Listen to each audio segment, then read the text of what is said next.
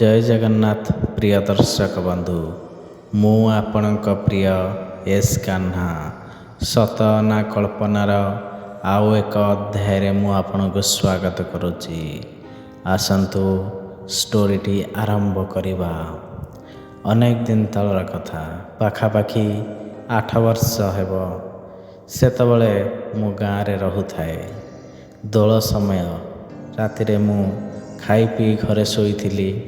हठात राति 11टारू फोन आसिला कि ठाकुरंकु कांधेगी भोग खुआइया नहीं जावाक पड़िबो। पिला केही नाहांती तेणु मते जीवाक पड़िबो बोली फोन आसिला। मु आग पछ किछि न भाबी सांगे सांगे ठाकुरंक कार्य बोली बाहरी गली। आम घर ठारू ठाकुरंक मंदिर पाखापाखि 400 मीटर हेब, किंतु सेई 400 मीटर भितरे एक छोट जंगलटीए पड़े। से जंगल अत्यंत रहस्यमय। मु घरू बाहरी टर्च खंडे धरी चलिली, कारण से रास्तार लाइटर सुविधा न थाए। मु चली चली जाई जेतेबेले से जंगल पाखरे पहुँचली, हठात किछि मूषा माटी भलिया झणझण झणझण होइकी गड़ीगला। तापर मु ठिया गली। ठीक आगू टिके पाद पकईची, हठात गछटी पूरा माड़ी हो गला। मु टिके डरीगली। चारिआड़ को चाहिली। चाहिला परे देखिली केही भी नाहांती। मु जेतेबेले आगू को जीवा पई पाद पकाए, हठात केही गोटे धला शाढ़ी पिंधिथिबा लोकटी मो आगरू पास करिगला। मु चमकी पड़िली। मु भयभीत हो नथे, कारण मु भगवान कुंज बिहारी पाखक जाऊे।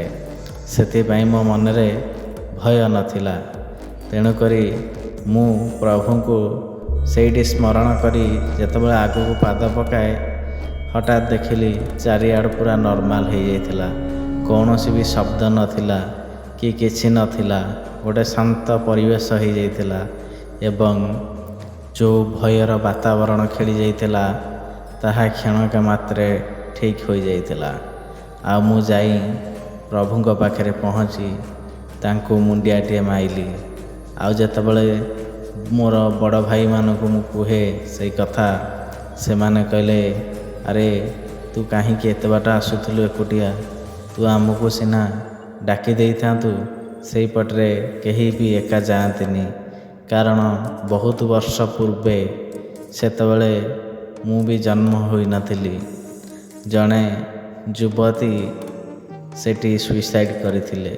सेतिपई सेही रास्तारे रातिरे केही भी एकुटिया फेरंती नहीं।